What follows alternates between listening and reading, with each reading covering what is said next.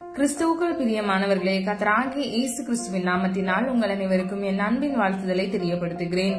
நாம் இன்று கட்டுகளிலிருந்து விடுதலை என்ற தலைப்பின் கீழ் நாம் தியானிக்க போகிறோம். ஆதார வசனம் யோவான் 8வது அதிகாரம் 32வது வசனம்.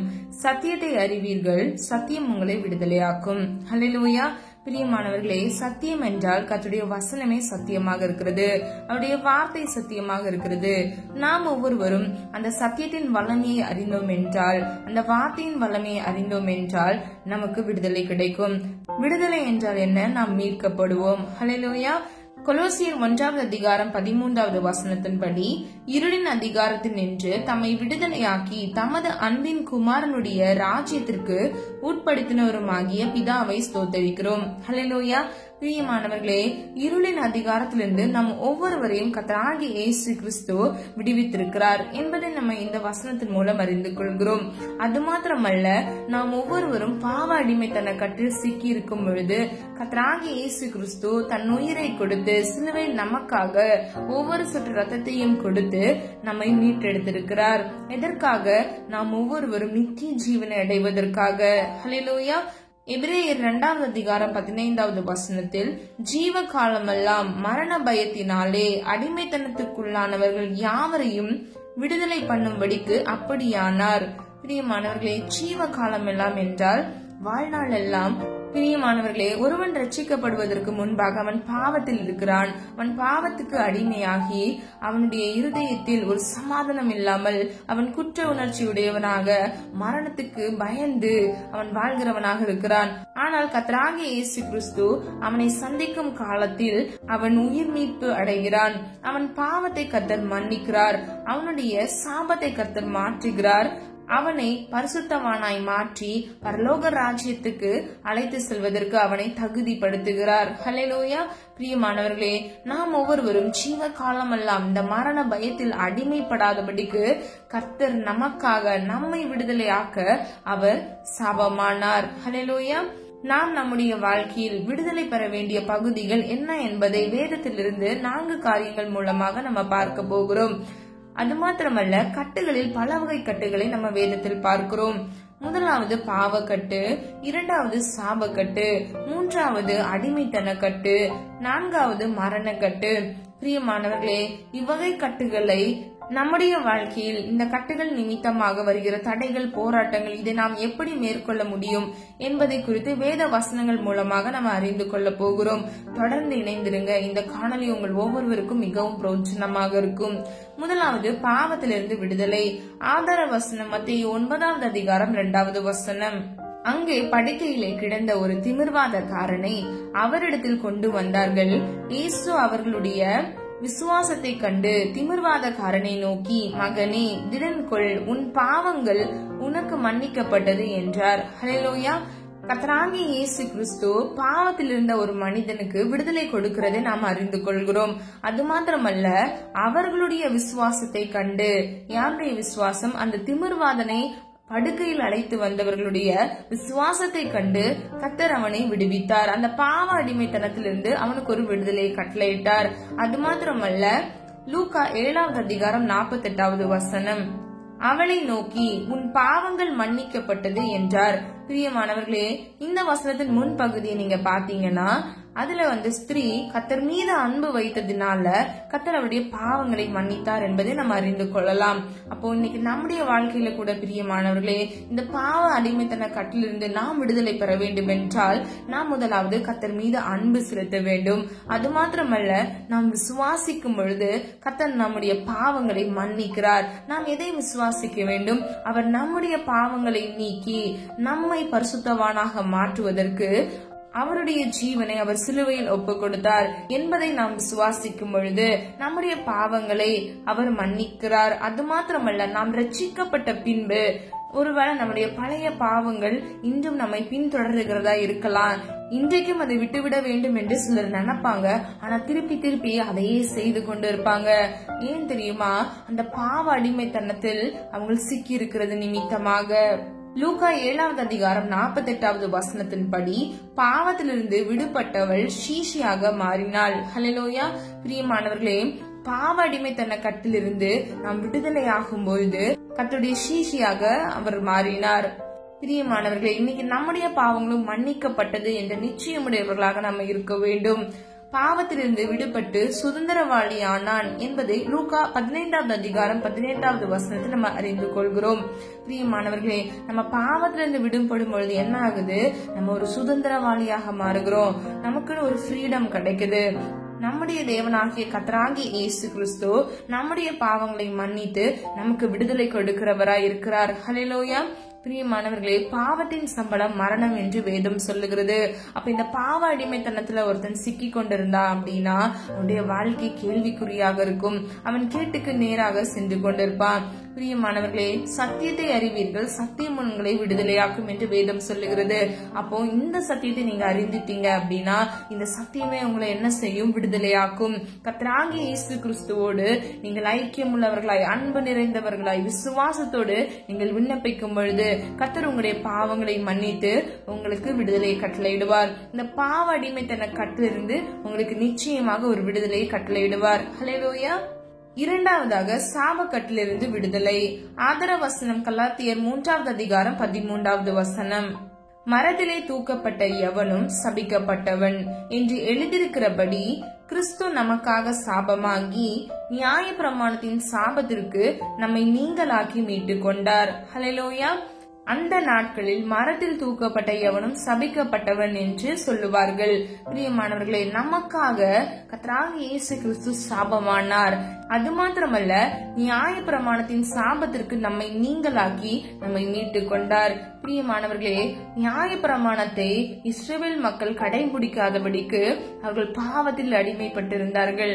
அந்த பாவத்திலிருந்து, அந்த நியாய பிரமாணத்தின் சாபத்திலிருந்து அவர்களை விடுதலையாக்கவே கர்த்தராகிய இயேசு கிறிஸ்து இந்த உலகத்தில் வந்தார். ஹல்லேலூயா. பிரியமானவர்களே, நமக்காகவே அவர் சாபமானார். நம்ம சாபத்தில் இருக்கிறது அவர் ஒரு நாளும் விரும்புவதே இல்லை. ஒருவேளை நீங்க புறஜாதியா இருந்து நீங்க ரட்சிக்கப்பட்டிருக்கலாம்.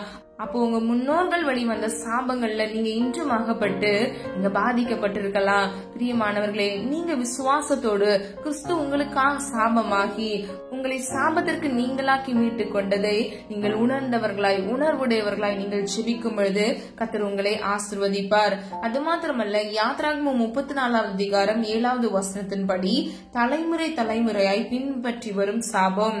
நான் முன்பு சொன்னது போல தலைமுறையில் இருந்து வருகிற சாபத்திலிருந்து நம்மை விடுதலை ஆக்குகிறது. மத்தேயு 27வது அதிகாரம் 25வது வசனத்தின்படி தன்னைத்தானே வருத்தி கொண்ட சாபம். சூழ்நிலைகளை பார்த்து, அவனுடைய வாழ்க்கையில இந்த உலக போராட்டங்களை பார்த்து அவங்களுக்கே சாபத்தை வர வைத்துக் கொள்ளுவாங்க. அவங்களுடைய வார்த்தையில அவங்களே அவங்க கர்ஸ் பண்ணிப்பாங்க. அது நிமித்தமா என்ன ஆகுது? உடைய வாழ்க்கை சாபமா இருக்கிறது. பிரியமானவர்களே, நம்ம இப்படிப்பட்ட காரியங்களை ஈடுபடாதவாறு நம்முடைய நாவல ஒரு அதிகாரம் இருக்கிறது, நம்முடைய வார்த்தையில ஜீவன் இருக்கிறது. நாம் மிகவும் ஜாக்கிரதை உடையவர்களாய் இருக்க வேண்டும். ஒருவேளை நீங்க யாராவது இப்படிப்பட்ட காரியங்களை ஈடுபட்டிருந்தீங்கன்னா நீங்க கர்த்தருடைய சமூகத்துல அவருடைய இரக்கத்திற்காக நீங்கள் கேட்கும் பொழுது, நீங்கள் கெஞ்சி மன்றாடும் பொழுது அவர் உங்களை விடுதலையாக்குவார். கடைசியாக தேவ கோபத்தினால் வரும் சாபம். ஆதார வசனம் 2 சாமுவேல் 6வது அதிகாரம் 16வது வசனம் 23வது வசனம். பிரியமானவர்களே, தேவனிடத்திலிருந்து ஒரு மனிதனுக்கு விரோதமாக கோபம் ஏன் வருகிறது?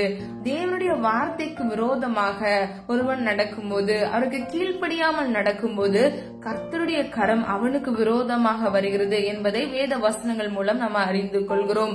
நம்ம அப்ப மிகவும் ஜாக்கிரதை உள்ளவர்களாக இருக்க வேண்டும். இப்படிப்பட்ட சாபங்களுக்கு நம்முடைய வாழ்க்கையில் இடமில்லாதவாறு நம்முடைய வாழ்க்கையில் நாம் கவனம் உள்ளவர்களாக நாம் நடக்க வேண்டும். முதலாவது சொல்லப்பட்டது போல தலைமுறை தலைமுறையாய் பின்பற்றி வரும் சாபம்.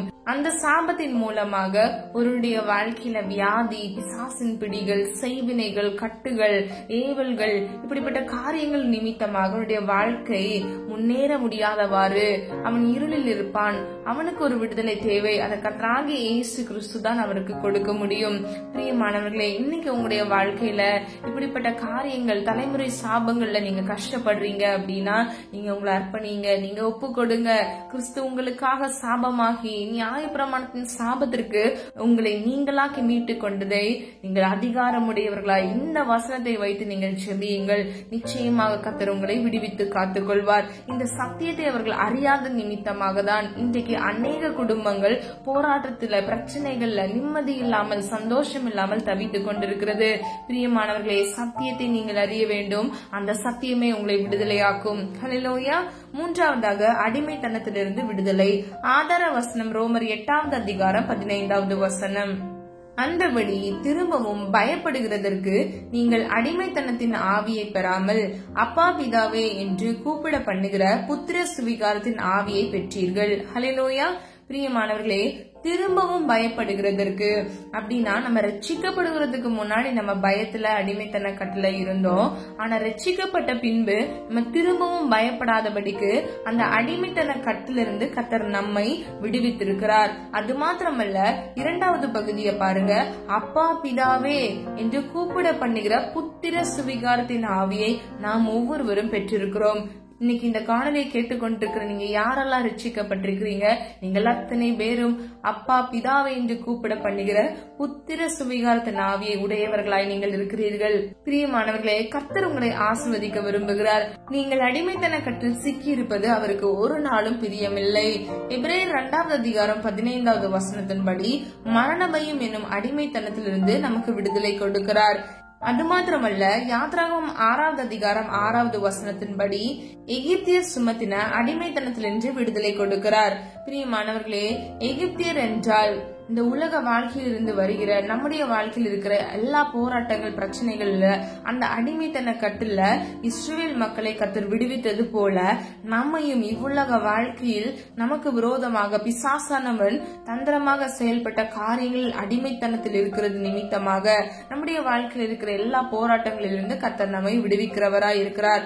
சில பேர் பாருங்க, ஸ்மோக்கிங், ட்ரிங்கிங், போர்னோகிராஃபி இதுக்கெல்லாம் அடிமையாக இருப்பாங்க. அது மாத்திரமல்ல, அவங்க ரொம்ப ஓவர் ஃபுட்டியா இருப்பாங்க. அவங்க பெருந்தீனி உடையவர்களா இருப்பாங்க. இதெல்லாம் ஒரு அடிமைத்தன கட்டுதான். பிரியமானவர்களே, இந்த அடிமைத்தன கட்டுல இருந்து கர்த்தர் நம்மை விடுதலை ஆக்கவே அவர் விரும்புகிறார்.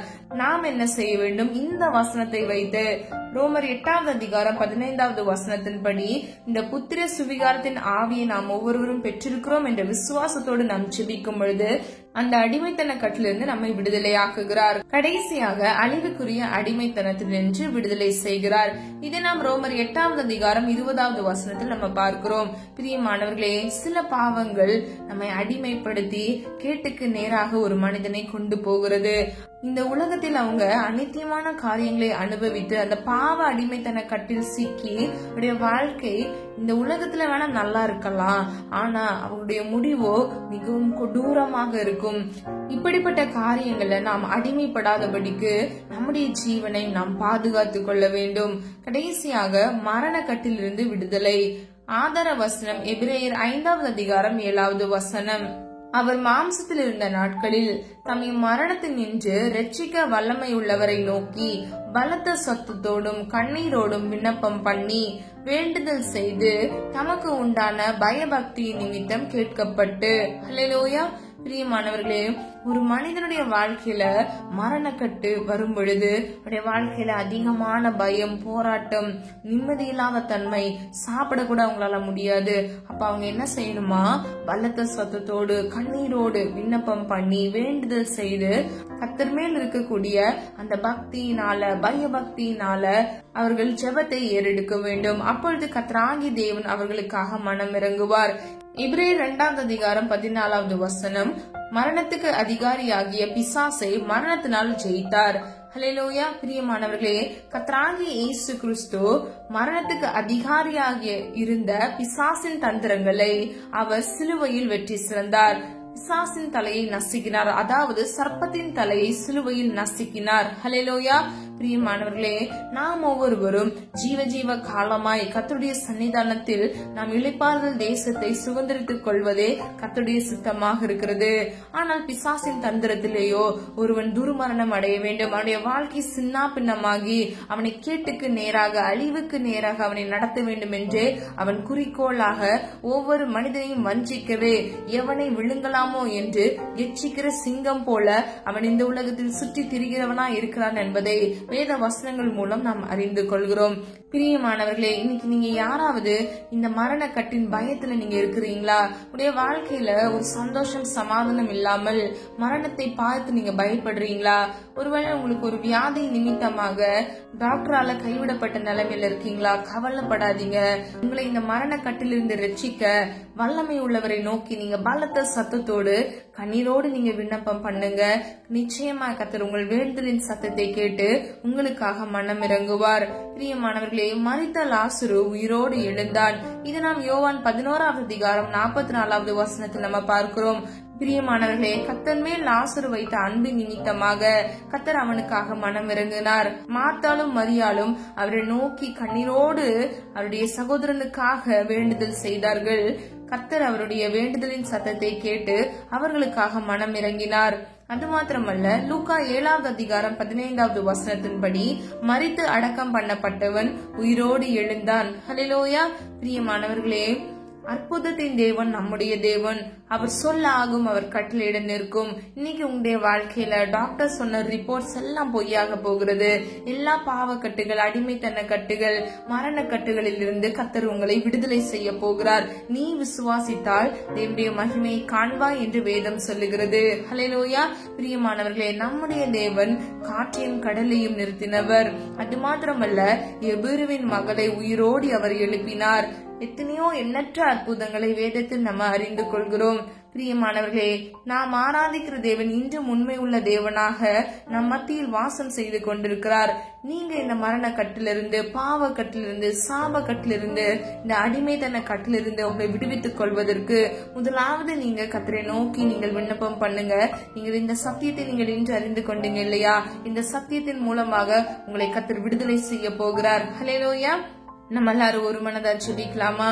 அன்பின் பிதாவே, அப்பா, எங்கள் ஒவ்வொருவரும் இந்த கரத்தில் ஒப்பு கொடுக்கிறோம். நீர் என்ற ஆண்டவரே, அப்பா, இந்த பாவ கட்டிலிருந்து, அடிமைத்தன கட்டிலிருந்து, மரண கட்டிலிருந்து, இந்த சாப கட்டிலிருந்து எங்களை விடுதலை பண்ணுவதற்கு இந்த சத்தியத்தை எங்களுக்கு தெரியப்படுத்தினீரே, அதற்காக நன்றி செலுத்துகிறோம். சத்தியத்தை அறிவீர்கள், சத்தியம் உங்களை விடுதலையாக்கும் என்று சொன்ன வசனத்தின்படி ஒவ்வொரு பிள்ளைகளும் ஆண்டவரே, கேட்கிற எவனும் பெற்றுக்கொள்வான் என்று சொன்ன வசனத்தின்படி வாஞ்சியோடு ஒரு மனதா என்னோடு இணைந்து ஜெபிக்கிற ஒவ்வொரு பிள்ளைகளுடைய வாழ்க்கையில இருக்கக்கூடிய எல்லா கட்டுகளையும் இயேசுவின் நாமத்துல நிர்மூலமாக்கி போடுவீராக.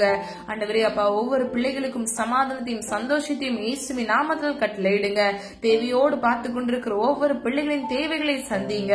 கடன் பாரங்கள், பிரச்சனைகள், செய்வனை கட்டுகள், சூனியங்கள், ஏவல்கள் எல்லாவற்றையும் இயேசுவின் நாமத்தில் நிர்மூலமாக்கி போடுங்கப்பா. விடுதலையை கட்டளையிடுங்கப்பா. ஒவ்வொரு பிள்ளைகளையும் இயேசுவின் நாமத்தில் ஆசீர்வதிக்கும்படியை ஜெபிக்கிறேன். யாக்கோபுக்கு விரோதமான மந்திரவாதமும் இல்லை, இஸ்ரவேலுக்கு விரோதமான குறிசுறுதலும் இல்லை என்று சொன்ன வசனத்தின்படி பிள்ளைகளுடைய வாழ்க்கையில் இருக்கக்கூடிய எல்லா மந்திர கட்டுகள், தந்திர கட்டுகள் இயேசுவின் நாமத்தினால் ஆண்டவரே உடைய சித்தத்தின்படி நிர்மூலமாக்கி போடும்படியாய் ஜெபிக்கிறேன் அப்பா. ஒவ்வொரு பிள்ளைகளையும் ஆண்டவரே சமாதானத்தின் தேவன் பிள்ளைகளுடைய வாழ்க்கையில சமாதானத்தை கட்டளையிடுங்க. ஆசீர்வதிங்க, பாதுகாத்துக் கொள்ளுங்க. எல்லா தீமைகளிலிருந்து இயேசுவின் நாமத்தினால் விலக்குவீராக. பொறுப்படுத்திக் கொள்ளுங்க, கிருபை செய்யுங்க. அற்புதங்களை காண கிருபை செய்யுங்க. இன்று நீர் ஆண்டவரே உடைய பிள்ளைகளுடைய வாழ்க்கையில நீரப்பா அதிசயத்தை உண்டு பண்ண போகிறீர்கள். அதற்காக நன்றி செலுத்துகிறோம். சாட்சியுள்ள வாழ்க்கையை வாழ கிருபை செய்யுங்க. உடைய சித்தத்தை செய்ய கிருபை செய்யுங்க. கையின் பிரயாசத்தை ஆசீர்வதிங்கப்பா. உடைய பிள்ளைகளை பொறுப்படுத்திக் கொள்ளுங்க, கிருபை செய்யுங்க. உடைய நாம மாத்திரம் மகிமைப்படுவதாக. இயேசுவின் மூலம் ஜெபிக்கிறோம் பிதாவே, ஆமீன். பிரியமானவர்களே, இந்த வீடியோ உங்களுக்கு பிடிச்சிருந்துச்சுன்னா லைக் பண்ணுங்க, சப்ஸ்கிரைப் பண்ணுங்க மற்றும் பெல் ஐகான் கிளிக் பண்ணுங்க. God bless you.